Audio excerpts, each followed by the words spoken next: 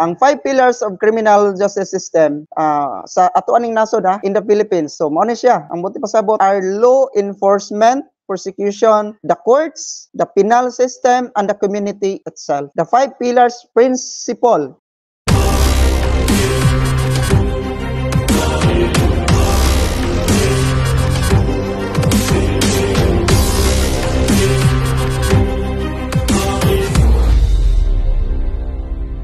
Okay, maayong adlaw syudad sa Kaluwasan, ang kanhing Lone District Iligan. Nga nanuka diri sa Royal Castle, City of Salvacion, New Palao, Barangay Unit. So good morning to you, the Majesty Queen Salvacion E. Espiritu Santo, diha kanimo King Salvador Hans. Maayong pagputlo sa mga balaodnong pagtulunan, ingon man sa mga maayong balita ug pulong sa atong Dios Espiritu Santo. So kini nga atong programa karon sa 5 pillars of criminal justice system. Salamaton kita nga ni ami bisita diri si Dato Chieftain Glenn Lozano from Gihulngan, Negros Oriental. Natong tanan si Dato Glenn. Dato Glenn. Adakan salamat no, Baidi kay sa ato ang admin. Okay, so ato ang i-review kung unsa gid kining 5 pillars of criminal justice system.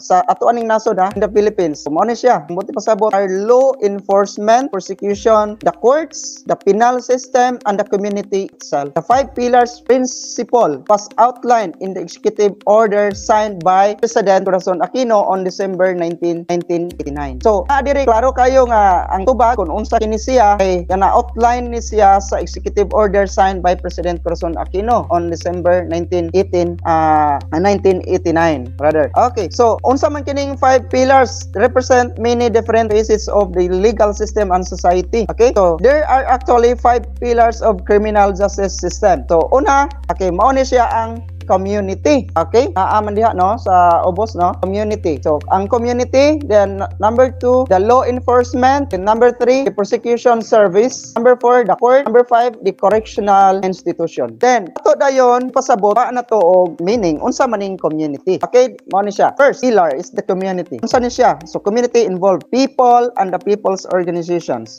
It refers to the institutions, government and non-government agencies and people's organizations that provide care and assistance to the victims or offended party during and after the onset of a victim's right case. The community has a significant role to assume in all the phases of judicial involvement of offender as well as the protection process, the prevention of abuse, cruelty, discrimination, and exploitation, assistance of offenders who enter the criminal justice system, and the acceptance of the offenders upon his reintegration in the community after he goes out of correctional. Okay, mayon sila sir. Unsa kay but pasabot na ato na lang ning i-simplify in our own understanding no. Okay, the question is kining 5 pillars ila ning gigamit sa mga law enforcers. So ang nahitaboan ni ilang gigamit ni nga 5 pillars samtang sila pa ang nag-administer sa yuta. So bot pasabot nga mo nang sila mo'y nag-enforce ani o nag-create jud ang community wherein asa tanang nabilong. Karon nga nataw na ang bag-ong gobyerno mo nang diha kita magpa-register haron ilhanan nga kita sakop diha sa bag-ong sistema. So mo na ni ang bag-ong sistema atong pagasundon. Ato ang mandato is to follow the rules and regulations nga mauna ang gimantala sa pagkakaroon niining panahon na sa balaang espiritu. Baidi kay ato harong usa ta mo proceed pod sa sunod nga pillar, no? Pillars. Okay, so Dato Glenn ang sa kaning 5 pillars sa kabahin aning community. So klaro naman kayo unsa gyud ang komunidad. So mo na ang mga katawhan. So okay, nagkinahanglan man gyud pod og katawhan. So mao ra guna sama sa ato ang gilakaw sa ato mahal na reyna nga kaning sa sovereignty. So kay ang gobyerno nagkinahanglan man pod og tao, pero dili gid po na siya matawag og gobyerno kung walay yuta. Siyempre, so ang gobyerno teritoryo. So ibig sabihin anang yuta teritoryo na siya. Dato so anhin na kita sa ikaduha, law enforcement. Okay, the second pillar is law enforcement. Law enforcement, so mo na siya, nag-include ni siya sa atong PNP, NBI, PDEA, o uban pa, no? nga mga ahensya sa atong mga law enforcement. So it involves government agencies charged with the enforcement of penal laws. Okay? Enforcement of penal laws. It is primarily responsible for the investigation and determination whether an offense has been committed and where needed, the apprehension of alleged offenders for further investigation of. So, law enforcement, manang, diri sa corporate government, law enforcement agency, no? Naana sila. Muna, kato kanina gi-mention nato, PNP, NBI, PDEA. So, ang PNP, NBI, PDEA, mao man sila ang nag-enforce sa balaod. The question is, nang hatag man tag mga documents, kay ang ato is public documents. And muna, so, ang mga opisyalis, law enforcement, ang law enforcement, mao ni say pinakadakog tahas karon. Ngano man, gani ang atong mahal nga rayna, no? Iyahan na gyud giorderan ang atong mga law enforcement nga ang balaod ipatuma na, gamando na ang tag-iya nga kinahanglan na sila ilahan ang tumanon, no? So unsay nganong dili sila motuman, mao na lagi nga kini atong mga PNP, NBI, PDEA, ining bag-ong gobyerno mawala na ning pangalana, mo transcend po ni siya. So, matranscend ni siya under Ministry of Defense. So, karon nagisgot man ta ganina og community. Ang atong community, anaa diha na pod niya ipahilo na ang atong mga TBDS, ang Tribunal Barangay Defense System. No? Nga mauna siya unya ang mo enforce sa tanan nga mga balaod. So, mo na diri lagi may iniskwelahan ka og wala. Ang balaod na ana. So, ang pangutana, katigo kang mamulong, katigo kang musabot, katigo kang musulat, katigo kang mubasa, maora na gikinahanglan sa Ginoo. Okay. So, third pillar ta, prosecution service. The prosecution service, public prosecutor or fiscal, refers to the National Prosecution Service or NPS. The NPS is mandated to investigate and prosecute penal violations. It collates, evaluates evidence in the preliminary inquest investigation and dismisses all files the case in courts as indicated. The Public Attorney's Office or Private Defense Counsel, on the other hand, serves as the defender of offender who is charged before the court and unable to hire the service of the retained lawyer. Okay, sa ikatulo na tong pillar mga kaigsuonan, mao ni ang prosecution service. No? So, muna na ang mo prosecute sa kaso, public prosecutor or fiscal. So, klaro kayo na nato no kay sa matag lungsod na may fiscal nga gibutangan og mga branch sa court ay mga fiscal. So didto kani mga fiscal nato karon, wa na pud ni sila, nahukman na pud ni sila. Ngano man? Wala na gud sila katungod sa yuta, pero nagpadayon ang ilang paghukom sa tao. Muna giingon na sa Bible, klaro na kayo, nagmanifest na gud siya. Ayaw paghukom haron di ka pagahukma. Ni abot ang panahon nga daghan kay na priso nila, muna giingon nga injustice gyud ang balaod sa atong nasod. Ngano man? Tungod kay gi-conspire sa mga naglingkod kay wala man sila teritoryo, korporasyon lagi. So muna kining balaura nga karon nga ato pod nga gi-promulgate, nganong atong gi-promulgate kay kita mo imong patuman kay kita man adunay jurisdiction o territorial integrity, no? Territorial jurisdiction. So kita ang adunay katungod sa mogamit aning balaura. Karon this is under review sa ato ang mahal nga reyna. Kung unsay applicable nga balaod mo'y atong gamiton, ang dili na pwede kinahanglan siya i-amendar. Kung mo nagiyon ni Majesty, wala pa man koy balaod na mugna, naapay existing law angay natong tumanon. So naay mga kuan diri nga di na applicable, so dili na po na siya dapat kay transition naman, nag-transcend man ta. But atong gi-articulate ang existing laws karon nga angay mahibaw-an og masayran sa katawhan kay ngano man di ay ang katawhan wala na sayod kay nganong wala na sayod ang katawhan paeskwelahon sa mga kag-lawyer usa ka masayod sa mga balaod kay kung lahi ang imong profession nga kuan giwad-an man kag katungod ingon ana na kadom in ana na ka bakakon ang structure sa corporate nga panggobyerno.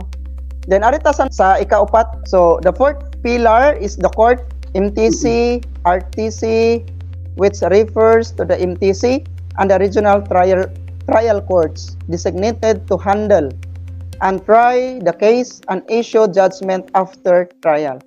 Okay, muna siya, handle and try the case and issue judgment after trial. So mao na siya mga kaigsunan ang nahitabuan ni nga gikan sa barangay dili gani masitol mo nang i-endorse dayon nila diha sa gitawag nato MTC, Municipal Trial Court. Nga diha na dayon nakablatter na sa pulis dayon didto na kay di man gyud masitol sa kuan diri na dayon korte na dayon nga magbinayranay na diri na mana siya MTC ug RTC. So naaman ni sila karon gihapon ang MTC ug RTC but nakuwaranto naman ni sila. So ang status nila mo sunod jud ni sila sa virtual nga mao ang social media platform nga mao bitaw tong ni adtong nay COVID pa nagkuan na ni sila og virtual nga hearing. So unsa may metabo sa virtual ana so stay lang kag balay gischedulean mo muna yung hearing dayon na nagkuanay mo nang gayon nga limited lang jud kayo kay ang hearing nila og mawalay signal dili makita nga ning appear ang accused og ang tanan nga naa diha sa korte mo cancel. So muna asa pa man diha ang klaro diha nga justice wala no kay ngano ang nahitabo gud ani justice delayed, justice denied. Wala gyapon kamatuoran. Kay ang mudaog ani ilang korte is katumang nakakwarta. So mao nay usbon nga diri sa gobyerno sa Dios patas na ang hukom nga ang mahukman katugyong mo nagiingon nga ang nahukman gyud gumikan sa iyahang mga binuhatan no mao na sa ibot ipasabot no klaro ra kaayo. So muna mga kaigsunan arita diri sa ikaupat o ikalima the fifth pillar, the correctional system. Okay, correctional system muna sa NBP, CIW, BJMP. So ang atong nailhan o klaro kayo labi na sa amo sa Gihulngan Negros Oriental na dito ang BJMP District Gihulngan City. So naay BJMP dito nga Bureau of Jail Management and Penology. So it refers to the institutions mandated to administer both correctional and rehabilitation programs for the offenders. So mo na naa dito ang mga nahukman gibutang based sa ilahang mga salaod nga nahimo nga muna unsay tumong diha nila wala po ning hukman nga hukman jud kamatayon correctional gani system. So at least dito bura bitaw sila naay rehabilitation mura gitudloan nga kung dili na no dili na mausab katong mga panghitabo kana once na kuanan siya og hatol na hukman no.